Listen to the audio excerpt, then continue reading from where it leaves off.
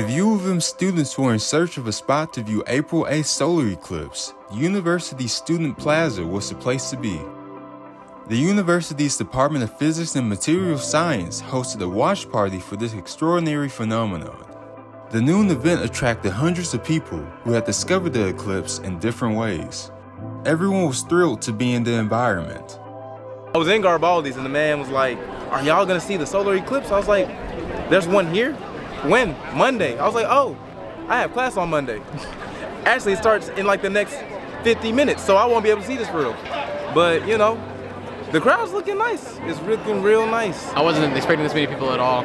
Normally I'm here like every day, and there's usually like nobody here, maybe a couple people walking here and there, but everybody seemed to come out today to watch it together, so I think that's pretty cool. I think it's really cool that they set all this up. I was really excited about it, and I was really wanting to find somewhere that did it, so I'm glad that they did this for the campus. So, what is a total solar eclipse? A total solar eclipse takes place when the moon completely covers the sun, causing the Earth's sky to darken. On this map, the dark blue line shows areas in the US that had a total eclipse. Places such as Little Rock, Arkansas, Dallas, Texas, and Indianapolis, Indiana saw the eclipse in its totality. Memphis was not directly on the line, so it received a partial eclipse with a maximum 97.7% of the sun covered. That's pretty close to a total eclipse, but not all the way there. So it's not going to get pitch black like it does in a total solar eclipse. We're getting a partial. But if you look up with eclipse glasses or through a solar telescope like this, you'll be able to see the sun is a crescent sun. We may not get that same effect over here because we don't have, totality, but we still have a decent experience. 97% of, even with 97% of the surface of the sun covered, still a lot of energy is reaching us. And so it's a big difference in between 100% coverage maximum and even 98. For many things, 98% is almost 100%. Mathematically it is, but for eclipses, it's not. It's very different. For safety, viewing the eclipse requires special glasses and filters.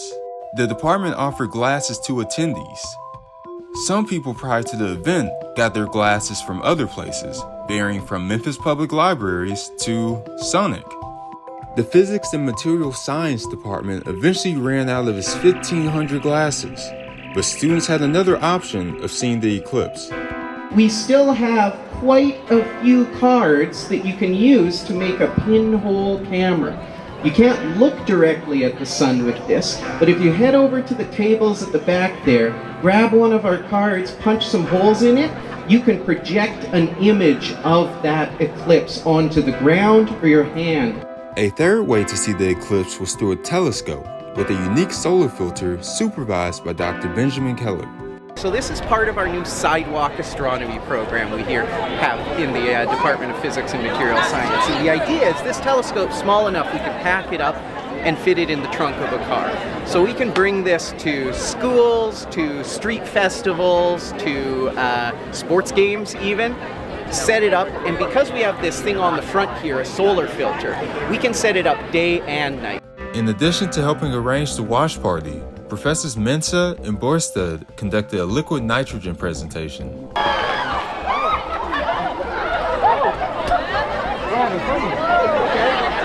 All right. We were like right here. It scared me because the cloud came like straight towards us, so I ran away, but it was fun.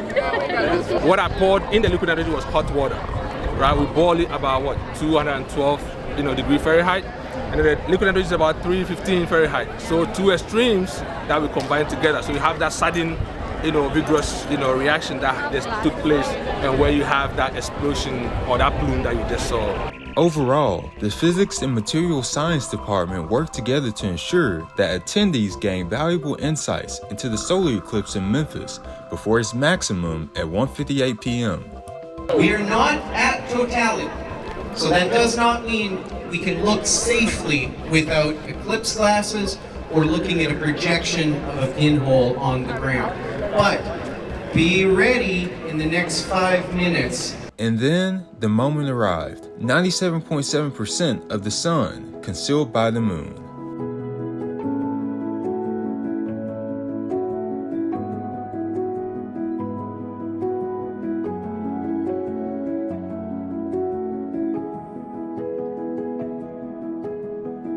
The eclipse was an incredible sight for everyone in attendance, and it was a surreal moment for me as well. Summer here is going to drop, I think, 10 degrees, so It's darker. yeah, it's getting darker.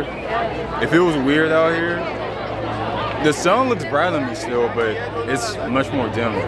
So as you can see, I'm wearing my jacket still, even though I feel like I should take it off soon because it's getting warm again. And because we didn't get it full, it was not as dark, but still it was dark and cold, so it was kind of cool. Yeah. It felt pretty surreal, like just looking around and everything is slightly different colored even.